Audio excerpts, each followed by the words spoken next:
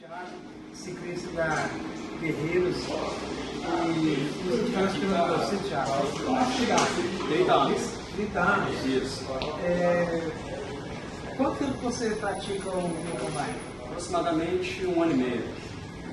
O que te levou a praticar o mountain bike?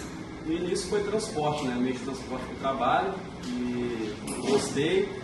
Aí vim pedalar com um grupo e me senti melhor, bem-estar, perda de peso, melhor sensação, né, no dia a dia, e gostei, então até hoje pedalando.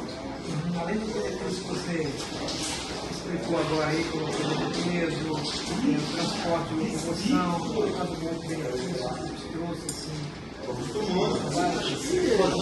benefício, além do exercício físico que você tem diário, você deixa o carro em casa, transporte público, você passa a não usar, ou você deixa o carro na garagem.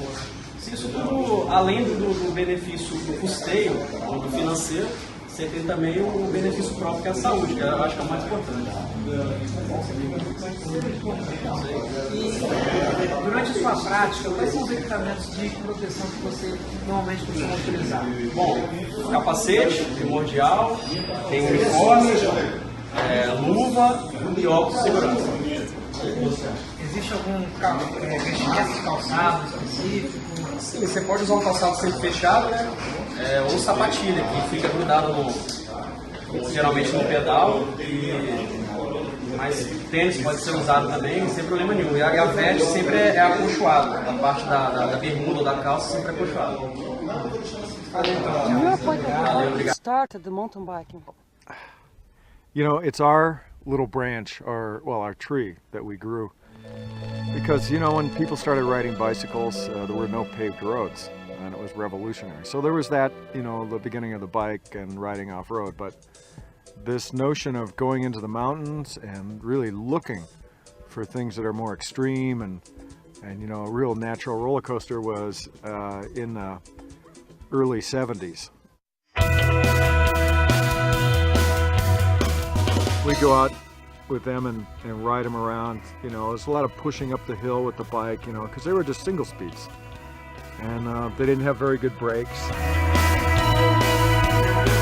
And that was a bit of part of the excitement, was the fact they didn't have very good brakes. I was also a road racer at the time, and I was a bike mechanic, and I thought, I need to put gears on this bike, and I need to put really strong, powerful brakes. And it gave me an advantage out in the woods, and pretty soon they said, okay, I want to build one too. And we started to have a race, a downhill race, we called the repack race. 2-mile long course, and it descended about 1,800 feet. Oh, that was in 1977. We did a time trial style, you know, where each rider, you know, would go off individually about 1 minute apart, and it was a big thing.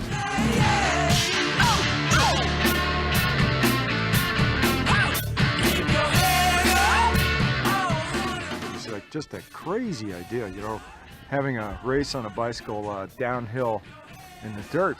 People in the road scene, they thought I was crazy to do that, but sort of one by one I introduced some other road racers into it, you know, and they thought, wow, this is fun to go out into the woods and ride up in the mountains, you know, this is really fun.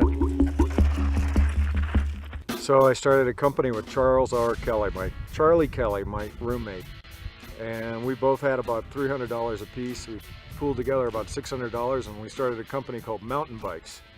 And it was our original name at the time. You know, people before that were calling them clunkers and ballooners and bombers and stuff like that. And so we thought up a name called Mountain Bikes. O mountain bike surgiu nos anos 70 na Califórnia, Estados Unidos. E Gary Fisher, ao lado de Joey Breeze e Tom Richer, entre outros, foram os primeiros a desenvolver bicicletas para essa modalidade. Gary Fisher foi quem batizou as clunkers, o apelido dado às bicicletas adaptadas, de mountain bikes, o nome de sua empresa. Em 1990, o mountain bike foi reconhecido pelo CI como modalidade do ciclismo. Logo em seguida, no ano de 1996, o mountain bike estreou nos Jogos Olímpicos de Atlanta. Gary, na sua opinião, o mountain bike na Olimpíada foi bom para a modalidade? And so it was a great honor to the mountain bike to be included in the Olympics. But then it did something really not so good. And it put that one format, the 2-hour, what I like to call a rat maze race. This is going to go on like this forever. I don't really think this is the best mountain bike event. It doesn't really truly represent what mountain bike is all about. That event has been really, supported in a lot of ways, and it's not the most fun event for mountain bikers.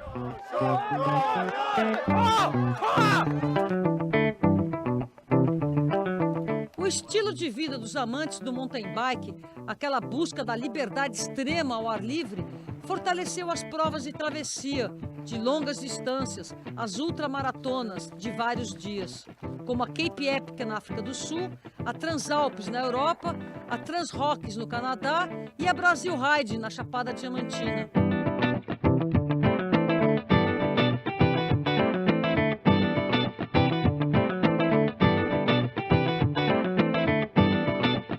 The biggest business is just people out having fun riding like trail bikes, more like what we're doing here, like going point A to point B and big adventure. That's sort of the biggest technological breakthrough of the last 10 years has been the trail itself, the building of the trail, making trails that are really fun for mountain bikers to ride.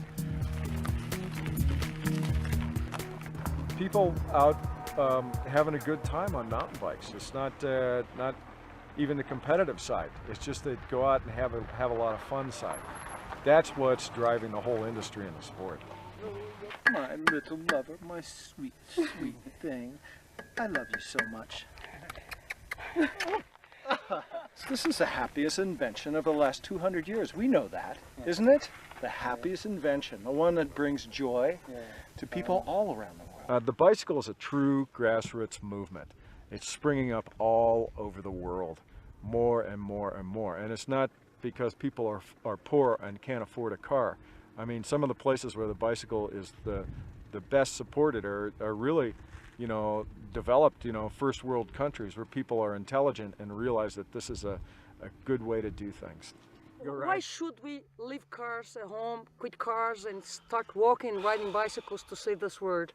Well, first off, cars are coffins, come on. And second off, you can't show your personality when you're in a car, at least not all of your personality. Maybe your beautiful eyes or something, but the whole thing, the whole shtick, come on.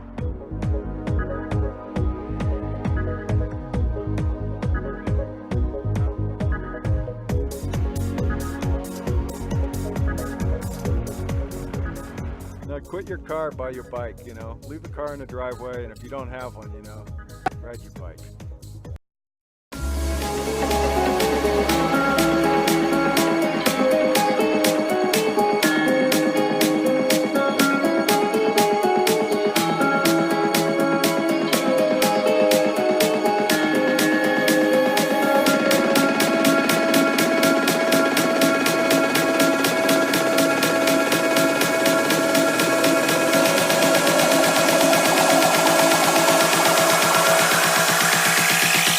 Soy el fuego que